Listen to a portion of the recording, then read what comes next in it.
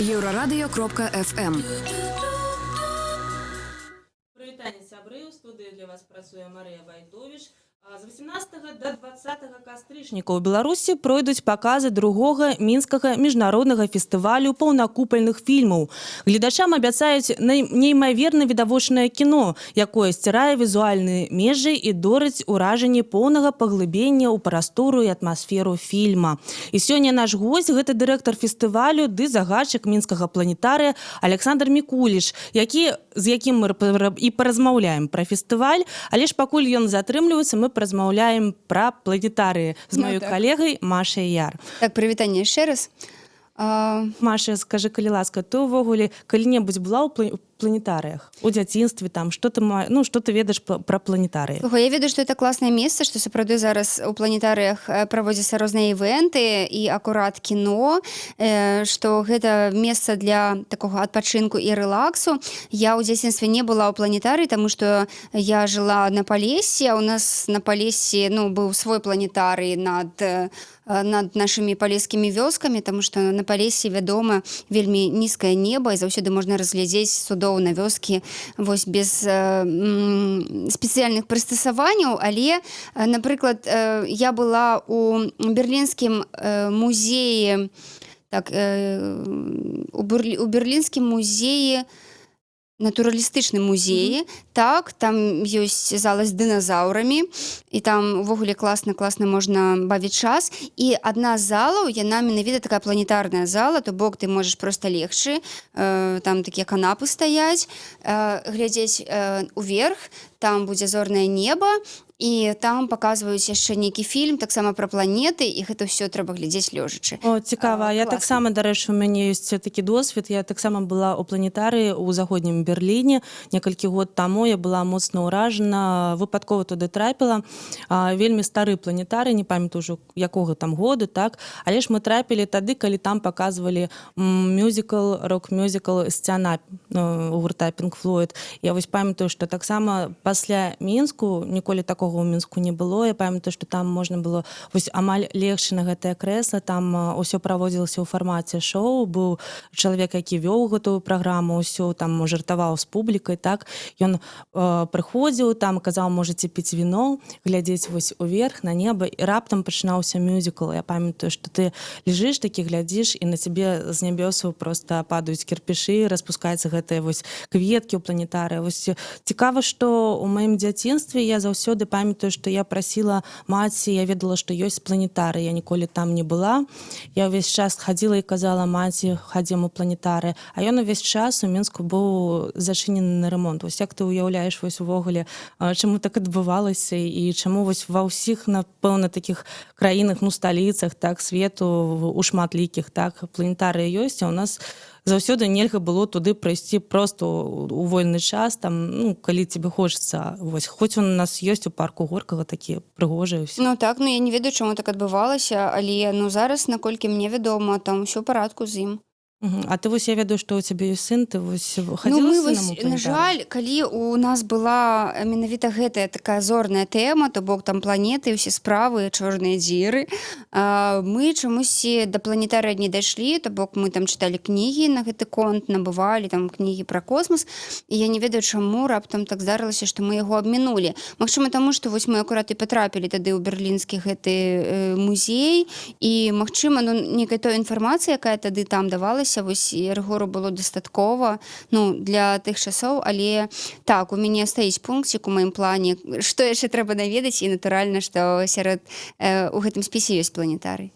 Маша, ты узгадала таксама, як у дзяцінстве вы глядзелі на зоры, там на Палесе, дзе неба вельмі нізкае, так? То ўвогуле, памятаеш, як гэта было? Вы збіраліся кампаніяй. Мабыць, у вас быў нейкі чалавек, які вам распавядаў пра сузор'е. Канешне, такога не было. Насамрэч, я думаю, што зоркі і неба — гэта такая вельмі суб'ектыўная рэч, гэта той самы момант, калі ты усведамляеш сябе часткай сусвету, калі ты проста там увечары выходзіш на балкон. Так, у мяне на Палесе быў балкон, і ёсць балкон, і ты проста глядзіш уверх, і проста бачыш гэты безліч зорак, гэтыя падаючыя зоркі, калі гэта лета, то бок тут у цябе падае яблык, і ты нібыта чуеш ягоны крык, а тут у цябе падае зорка, і ты можаш загадаць жаданне.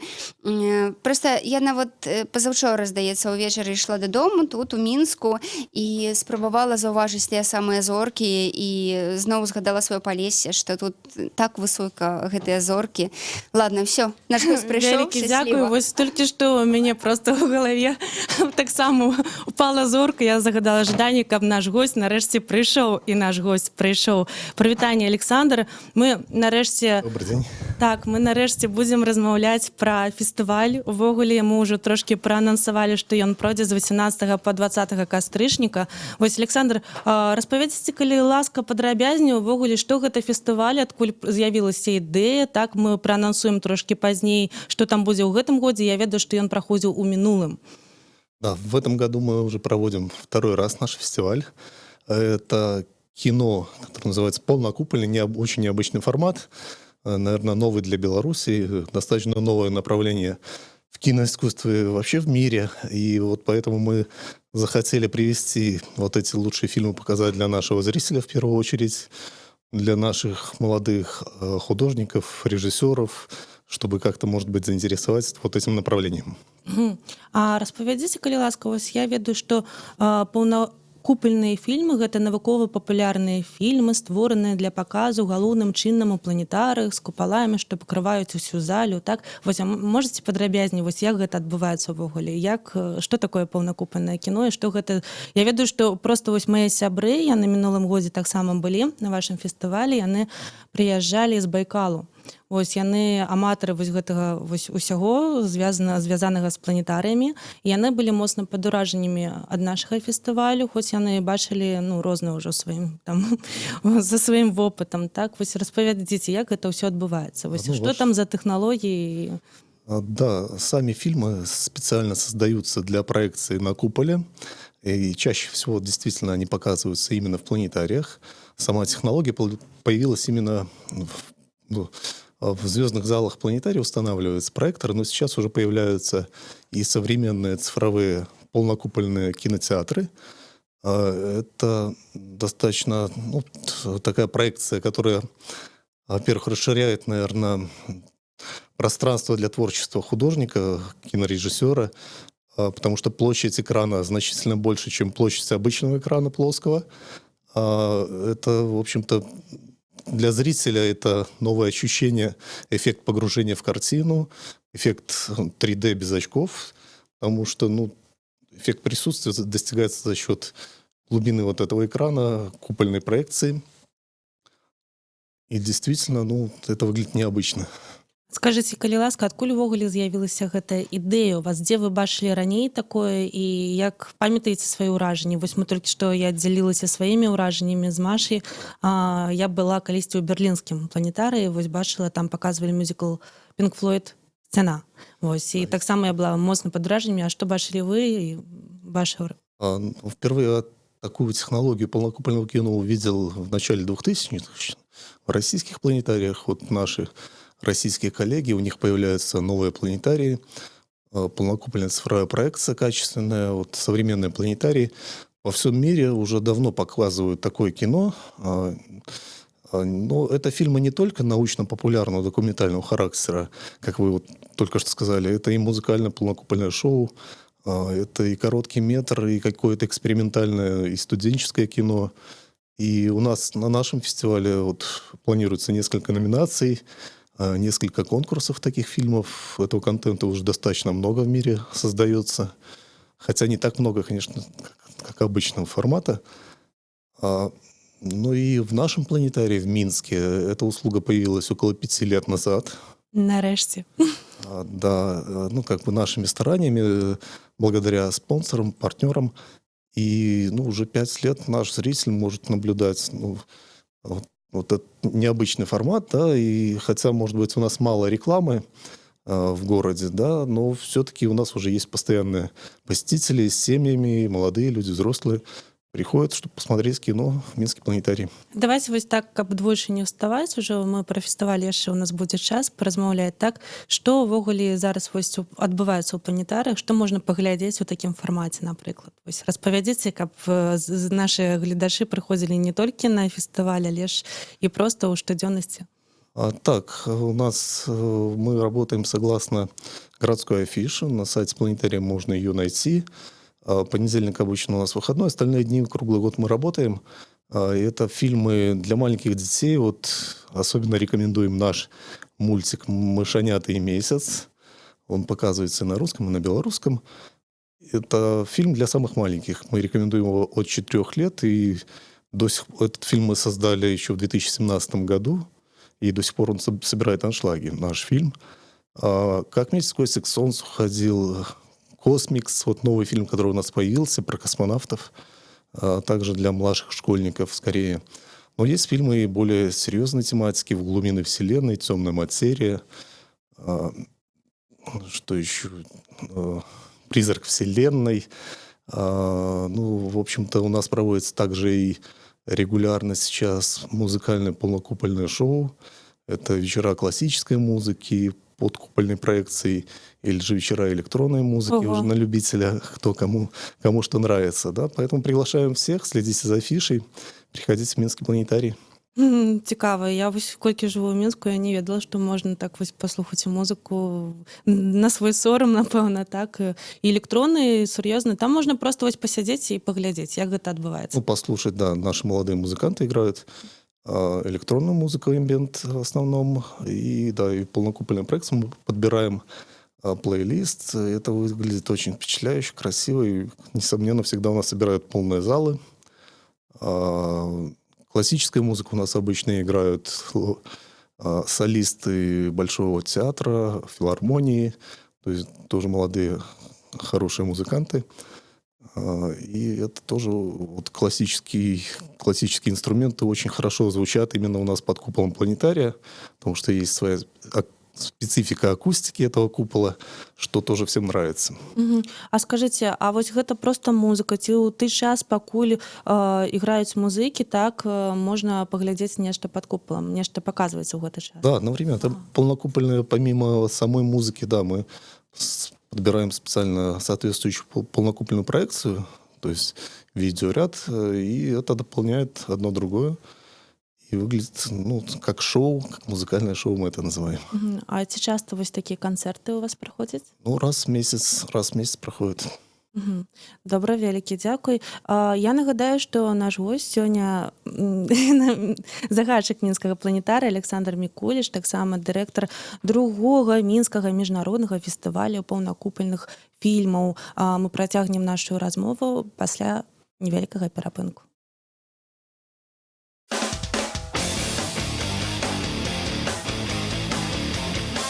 Еўрарадыё. Лаві нас кожны будні дзень на FM. Раніцай а 6 і ўвечары а 23. У Гродні на хвалях радыёрацыя 98,1 FM. У Брэсце 99,2 FM. Даведайся пра галоўныя падзеі дня з праграмаў «Петарда» і «Еўразум». Слухай «Еўразум» з панядзелка па пятніцу а 18, а «Петарду» а 20. Нон-стоп наш эфир доступны ў інтэрнэце па адрасе euraradio.fm і euraradio.by. Слухай «Еўрарадыё» праз спадарожнік Астра 4А. Абяцаем альтэрнатыўную музыку, свежыя навіны ды эксклюзіўныя рэпартажы.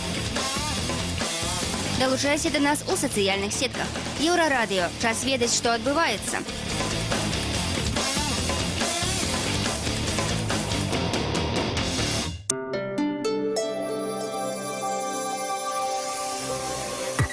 Еўрарадыё. Навіны – наша справа. Вітаю, каротка пра асноўныя падзеі. Міліцыя высветліла, хто паведаміў пра выбуховае прыстасаванне ў 9павярховіку па вуліцы Яфрэмава ў Гомелі. Аказваецца, гэта хуліганіла 12гадовая школьніца з Добрускага раёна. Яна ўзяла мабільны тэлефон у аднакласніцы і набрала выпадковы нумар. Пасля паведамлення пра небяспеку эвакуацыі людзей саперы праверылі ўсе 4 пад'езды, але нічога не знайшлі. Праверку вяла добруская міліцыя. Крымінальная адказнасць не настане, таму што школьніцы 12, а такая адказнасць наступае з 14 гадоў. Аднак, як мінімум, яе сям'і давядзецца кампенсаваць выдаткі, якія пайшлі на правядзенне спецыяльных мерапрыемстваў. Расійскія турысты ўключылі Беларусь у топ-5 краін з недарагім фаст-фудам. Нагадаю, гэта так званы комплекс Биг Мака. Параўнаўшы кошты на бургер Биг Мак у краінах бліжняга замежжа, партал Турстат высветліў, што самыя танныя бургеры прадаюцца ў Расіі, Украіне, Казахстане і Азербайджане. На 5-м месцы наша Беларусь. Далей ідуць Турцыя, Малдова, Польшча, В'етнам, Кітай, Грузія, Чэхія ды Тайланд. Гурт «Вольскі» едзе ў вялікае турнэ не толькі па Беларусі, але і па Ўкраіне. Сам Лявон і ягоны музычны праект «Вольскі» ў лістападзе зладзіць тур па Беларусі і Ўкраіне. Гэта значыцца ў Магілёве, Віцебску, Маладзейшыне, Баранавічах, Слонімі, Кіеве, Брэсце, Гродна і Салігорску, і спіс будзе папаўняцца.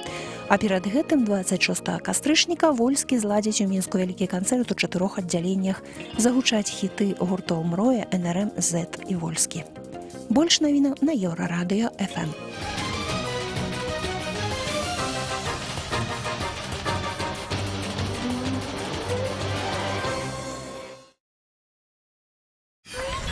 Еўрарадыё.FM. Сябры, мы вяртаемся ў студыю Еўрарадыё. Я нагадаю, што для вас сёння працуе Марыя Вайтовіч, і наш госць — гэта дырэктар другога мінскага міжнароднага фестывалю паўнакупальных фільмаў Александр Мікуліш. Вось фестываль пройдзе з 18 да 20 кастрычніка ўжо ў другі раз, а я трошкі хачу папрасіць вас, Александр, каб вы распавялі ўсё ж такі, як праходзіў першы фестываль. Я ўяўляю, як вы рыхтаваліся да яго, як гэта было непроста. Вось трошкі распавядзіце, хто там прысутнічаў, кто приехал и як успрыняли гэтую вось идею наши гости. Да, в прошлом году мы провели первый наш фестиваль. Сама идея появилась, наверное, еще в 2017 году, когда мы создали собственный фильм «Мышата и луна». Мы повозили его по другим подобным фестивалям по всему миру и познакомились с единомышленниками со всего мира, посмотрели, как такие фестивали проходят, а их немного в мире на самом деле, и подумали, что у нас в Беларуси мало знают о полнокупольном кино, и нужно все-таки популяризировать это направление, этот формат у нас, и для привлечения внимания провести подобный фестиваль в Минском планетарии. И, конечно, первый фестиваль были сложности, прежде всего, наверное, скорее технические, вот все, чтобы работало, все сложилось вот именно по технике, да, потому что у нас все это делается на коленке, как всегда, собственными силами, но все-таки мы справились, и нужно отдать должное. Вот те гости, которые, в общем-то, уже бывали не в одном планетарии мира, которые приехали к нам, это гости из Чехии, из Польши, из США, из Германии, конечно, многие из России, из Украины, они удивились, что в нашем небольшом планетарии, в принципе, достаточно качественно можно показывать полнокупольное кино. И на хорошем уровне прошел фестиваль, все остались довольны. Мы показали в прошлом году около 38, по-моему, фильмов со всего мира. Наш зритель... Для первого фестиваля пришло около 500 зрителей. У нас небольшой зал. Это мы тоже считаем успешно, что зритель проголосовал ногами, да, вот и пришел к нам посмотреть кино. Хотя фильмы, может быть, с одной стороны, и необычные, и короткий метр, и арт-работы, и еще на английском языке с субтитрами, может быть, не всем удобно. Но все же зритель пришел, и это порадовало нас. И вот во второй раз в этом году уже мы проводим. Мы надеемся, что о нашем фестивале уже знают, уже будет больше иностранных гостей, ну и больше зрителей.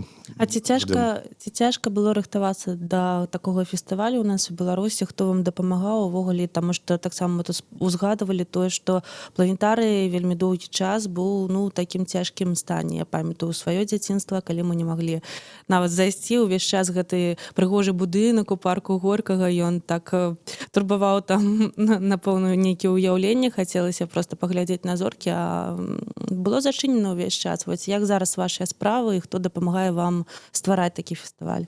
Такое мнение существует, наверное. Вы немножко, наверное, путаете планетарий и обсерваторию. Планетарий, на самом деле, как и в моем детстве, он, и, в общем-то, всегда работал, планетарий, да, но, может быть, не так активно, может быть, не так активно, как сейчас, и не было таких новых услуг, как полнокупольное кино, но появилось у нас всего 4-5 лет назад. А вот здание обсерватории действительно какое-то лет 15 было закрыто. Вот эта башенка в парке Горького с лесенкой винтовой, где стоит телескоп, действительно был закрыт. И в своем детстве я тоже туда очень хотел попасть. И многие, наверное, юные астрономы. Но уже 4 года у нас работает и обсерватория. Мы отреставрировали механизмы, сам телескоп. И сейчас обсерватория работает как народная. И вот по вечерам можно прийти посмотреть на звезды в телескоп. Вот сейчас совершенно бесплатно вот попасть в обсерваторию, если есть безоблачная погода. Нужно следить за этим на сайте обсерватории. В тот же вечер, если написано на сайте, что сегодня открыто, можно приходить, смотреть телескоп. Ну, наверное, уже большинство минчан побывало в нашей обсерватории. Это бесплатная услуга, мы специально сделали. Это бесплатно, потому что, ну, как бы приобщить к прекрасной науке астрономии, к звездному небу. И каб спраўдзіліся детские мары. Можно было загадать мечты, были загадать какие-то желания, да, вот падающие звезды принято.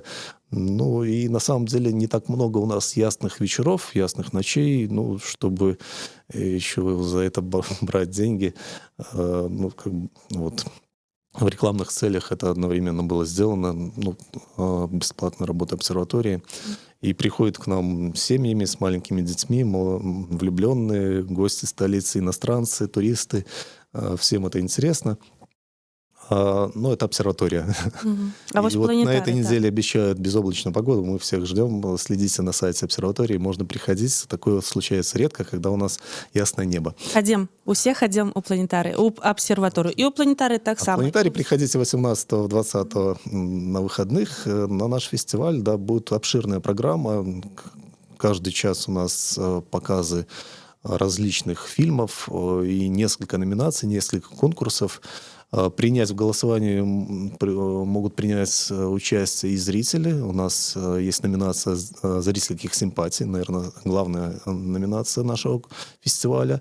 Но также есть конкурс документального научно-популярного кино, конкурс анимационных детских фильмов, конкурс короткого метра и конкурс арт-фильмов, ну, экспериментальных студенческих работ. Добра, да пытання, на якое вы мне так і не адказалі, мы вернемся трошки пазней. Вось, а вы ўжо распачалі распавядзіць, калі ласка, вось менавіта што, чаго чакаць? Якія фільмы будуць, якія краіны, так, яшчэ раз скажыце, калі ласка. Ну и Да, фильмы, я уже перечислил номинации, но в этом году будет представлено 43 полнокупольных фильма из разных стран мира. Их большое представительство, наверное, со всех континентов, кроме Антарктиды, но из Антарктиды, ну, наверное, будут показаны киты.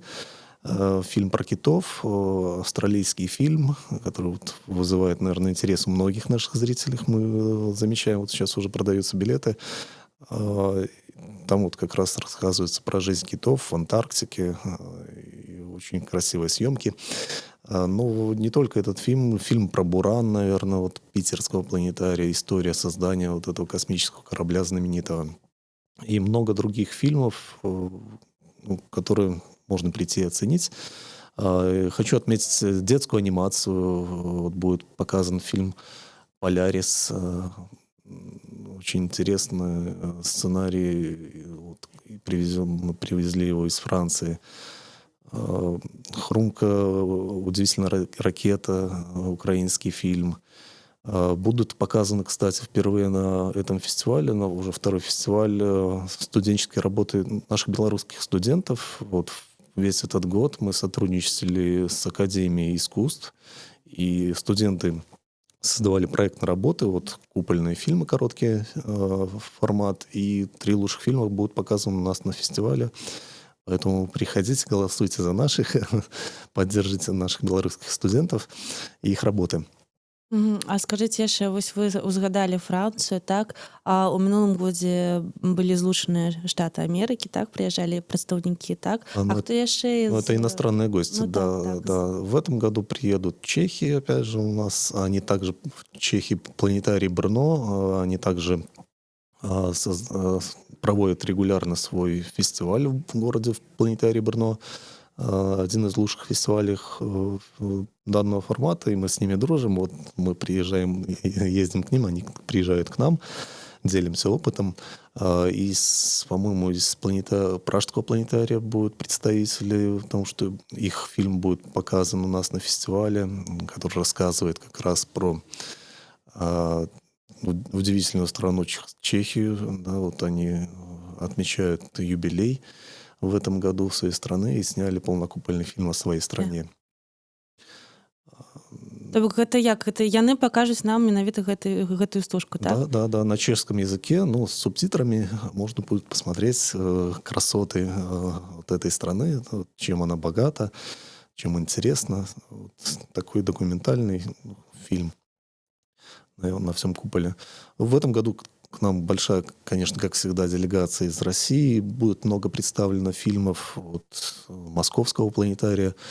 Разноцветная вселенная. Интересный фильм будет, научно-популярный. Гости, по-моему, из Украины должны быть. Но я думаю, еще в последнюю неделю к нам еще кто-то заявится и приедет из иностранных гостей. А скажыце, калі ласка, вось большасць фільмаў, так, гэта навуковыя стужкі, ці гэта ўсё ж такі мастацкія нейкія такія здымкі? Вось вы узгадалі наконт там Чэхіі, напрыклад, так, але ж гэта не моцна навуковая, напэўна, стужка, так? В основном, да, это фильмы научно-популярного характера, познавательные, и чаще всего по космонавтике или по астрономии тематика, да. Потому что изначально эти фильмы предназначены для показов в планетариях или вот таких цифровых кинотеатрах, которые себя называют планетариями. Но есть фильмы и в виде музыкальных шоу, экспериментальные студенческие работы, короткий метр, очень такое большое разнообразие тематик. В большом количестве представлена анимация в данном формате полнокупольного кино, детская анимация, но в большинстве случаев эти фильмы не просто развлекательные мультики, но носят познавательный, опять же, характер. Да? Таких фильмов, как ужасы, жанр комедии, наверное, встречаются, практически не встречаются, я не видел в полнокупольном кино. Боевики, такого нет. Зразумела, вось тое ўсё, што вы распавядаеце, гэта такі, заявачка, скажем так, вось на такі фестываль моцны. Ці дапамагае вам дзяржава ў правядзенні такога фестываля? І ці калі не, то хто дапамагае? Конечно, наш фестиваль мы проводим же на базе Минского планетария, это учреждение образования, государственное учреждение, и, в общем-то, на этой базе без этой базы невозможно было проведение фестиваля, других планетариев у нас в Беларуси нет. И все техническое наполнение, подготовка к фестивалю, это все проводится на базе нашего Минского планетария, силами наших сотрудников в основном. И это, в общем-то, государственное мероприятие, которое проводится по приказу и согласовано на уровне комитета по образованию нашего. Але спонсоры ўсё роўна дапамагаюць, так ёсць? Конечно, да. Мы стараемся привлекать спонсоров, партнеров. В этом году нам помог партнер из Social Weekend, благотворительный фонд «Добро». И благодаря этому фонду появился у нас номинация «Приз фонда Добро», приз директора. И мы планируем в этом году по окончанию фестиваля закупить лучшие фильмы для показов, которые останутся в репертуаре Минского планетария регулярно. Эти фильмы будут в дальнейшем показываться для белорусского зрителя. Супер. Вось, а скажыце, калі ласка, вось як увогуле ўсё ж такі справы, я чаму пытаюся, таму што я разумею, што такія фестывалі, яны, іх трэба рабіць з добрым тэхнічным абарудаваннем, усталяваннем. Ці вось усяго на ваш позірк хапае, ці калі не хапае, то тады чаго не? Мабыць, вось вы зараз кажаце, нехта вось пранікнецца гэтай ідэі, так, прачуе яе і раптам дапаможа, так? Я ведаю, што вы неяк да нас прыходзілі таксама госці з планетарыя, казалі, што шукалі нейкія экраны, ці што гэта былі за экраны, ці атрымалася вось іх набыць, вось? Да, год назад, перед нашим первым фестивалем, мы как раз собирали на проекторы, да, был краудфандинг, сбор на новую технику, качественные проекторы. Вот тогда мы их успешно собрали средства, закупили эти проекторы. Сейчас вот они, вот в прошлом году мы их установили, и благодаря нашим меценатам, да, вот такой фестиваль был, в общем-то, состоялся благодаря той технике, которую мы тогда закупили. Конечно, всегда есть к чему стремиться, развиваться и в техническом плане.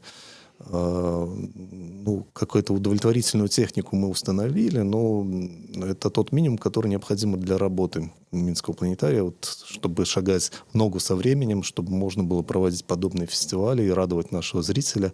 Этого достаточно, да. Но чтобы проводить это все на более высоком качественном уровне, конечно, техника должна быть, ну, более дорогая, более высокого уровня. И это уже неизбежно проект реконструкции или капитальный ремонт какой-то, потому что здание наше, ну, уже скоро будет 60 лет, 55 лет вот в следующем году. И, ну, как бы все же требуется где-то обновление. Но я хочу сказать, даже современные планетарии, которые строятся, у всех есть проблемы, техника свойственно ломаться, ее нужно поддерживать, что-то менять, доукомплектовать, там, да. И где-то у нас даже вот старая техника, звездный аппарат, тот же старый телескоп, который стоит с 65-го года. Надежная техника, которая, ну, не требует большого ухода. Конечно, требует ремонт иногда, но оно простоит, наверное, еще 50 лет. А современная техника, ну, чаще приходится обслуживать, она чаще ломается, она более подвержена каким-то вот ремонтам. А ви можете трошки ось помарити, так? Які планетарії ось ваші мари, яким би планетарій ви хотіли бачити у будущому ось у Мінську? Як він повинен виглядати? Я розумію, що ні завтра, ні післязавтра, а ось ваш ідеальний планетарій. Ну, свой планетарий идеальный мы нарисовали еще в 2011 году. Был проект реконструкции, и было заложено полностью техническое переоснащение и обновление здания, да. И как бы, в общем-то, мы к этому идем, стараемся к этому двигаться потихоньку, даже пускай своими силами или благодаря партнерам, или же вот проводя тот же самый фестиваль, привлекая внимание к нашим услугам, да, привлекая внимание к значимости того, к тому, что мы делаем, да. И я думаю, наши мечты сбудутся, наши цели, мы к ним не то что мечтаем, мы на самом деле все делаем для того, чтобы наш планетарий стал лучше. Ну так, я думаю, што калі ўсе людзі просто вось у ясны такі вечар паглядзець там на нябёсы, так пабачыць зоркі, якія падаюць, усе загадваем жаданне, так, каб наш планетарый быў самы лепшы з усіх, якія толькі могуць існаваць. Я нагадваю, што з 18 да 20 кастрычніка ў Беларусі пройдуць паказы другога мінскага міжнароднага фестывалю паўнакупальных фільмаў. Сёння наш госць быў дырэктар гэтага фестывалю Александр Мікуіш. Вялікі дзякуй. З вами была Марія Вайтович.